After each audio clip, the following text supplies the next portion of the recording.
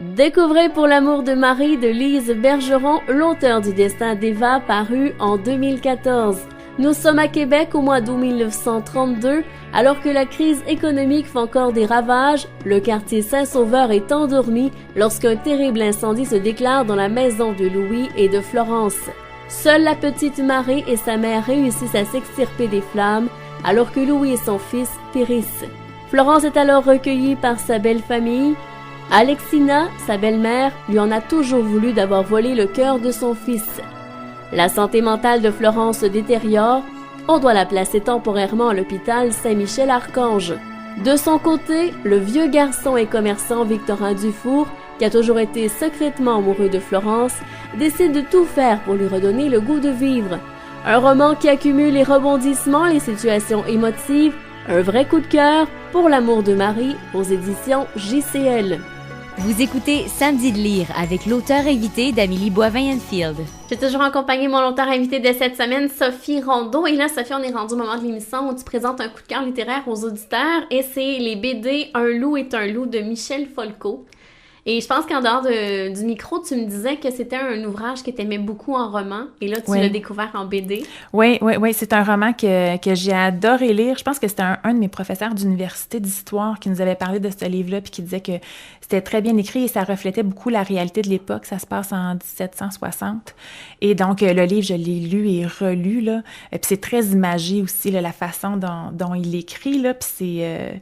Donc, j'adore ce roman-là. Et quand j'ai vu l'année passée, c'est ça, je suis allée au Salon du livre de Bruxelles et en me promenant dans une librairie, j'ai vu la bande dessinée de Un loup est un loup, puis je l'ai acheté tout de suite. Puis j'ai vraiment beaucoup aimé ça, le retrouver les personnages. Et il y a pas longtemps, le tome 2 est sorti, donc je l'ai acheté. C'est disponible au Québec, là.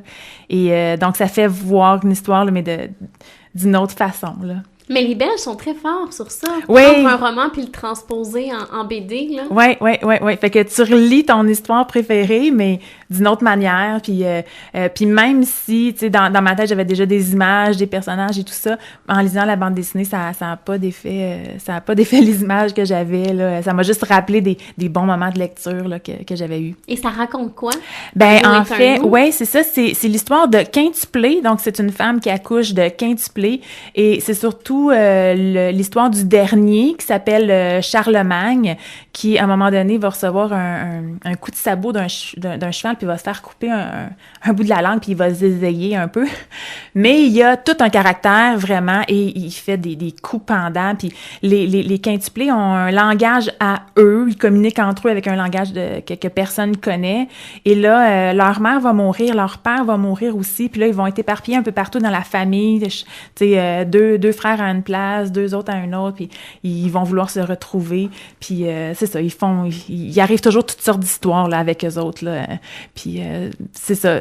Puis ce que j'aime beaucoup, ben les images sont très belles aussi, mais ce personnage là de Charlemagne qui est irrévérencieux, puis en tout cas il y a tout un culot là, il fait des affaires, des fois tu fais oh mon Dieu, mais finalement, il est super chanceux, ça finit toujours bien pour lui, là, tu sais, puis il arrive des choses, tu dis, bon, OK, il est séparé de ses frères, il y a telle affaire, mais finalement, tout d'un coup, il arrive un événement, puis là, pour lui, c'est comme c'est ce qu'il voulait le plus au monde, fait que c'est ça. Ça s'adresse à quel genre de public? Est-ce qu'un jeune peut lire ça ou c'est plus adulte? Ben peut-être pas aux enfants parce que quand même le langage c'est des mots quand même un peu plus recherchés là. Peut-être que des enfants auraient de la difficulté à comprendre. Fait que 12 je dirais, ans à peu près? Ouais, peut-être c'est en ça. Montant? Ouais. Puis aux adultes là aussi là, si vous aimez ben les histoires historiques ou si vous aimez les personnages forts ou Mais la BD, c'est un bon moyen de faire découvrir la littérature aux jeunes adolescents qui aiment pas lire. C'est de l'histoire, mais en même temps, c'est sous forme de BD, ça peut peut-être un peu plus attrayant pour eux. Ouais, ben oui, puis ils pourraient lire la bande dessinée, puis après ça dire « Ah ben, j'ai envie de lire le roman », parce que c'est sûr que dans le roman, il se passe beaucoup, beaucoup plus de choses que dans la bande dessinée. Là, le roman doit avoir, je sais pas, 400 pages peut-être, là. Donc, il y a beaucoup plus d'action. Des fois, je dis « Ah, OK, ils ont pas parlé de telle chose, j'aurais aimé ça, tu sais. » Mais il a fallu qu'ils choisissent un certain nombre de péripéties, là, pour que ça rentre dans une bande dessinée, là, de, je sais pas, là, 50 pages peut-être, là. Est-ce qu'il va en avoir un tome 3 ou ça Ben, s'arrête je à pense 2? pas. Non, c'est marqué 2 de 2, donc il y en a pas d'autres. Ah! Alors, rappelle le titre, c'est Un loup est un loup de Michel Folco. Merci beaucoup, Sophie, pour cette belle suggestion. On s'arrête pour la chronique littéraire et on se retrouve pour la conclusion de l'émission.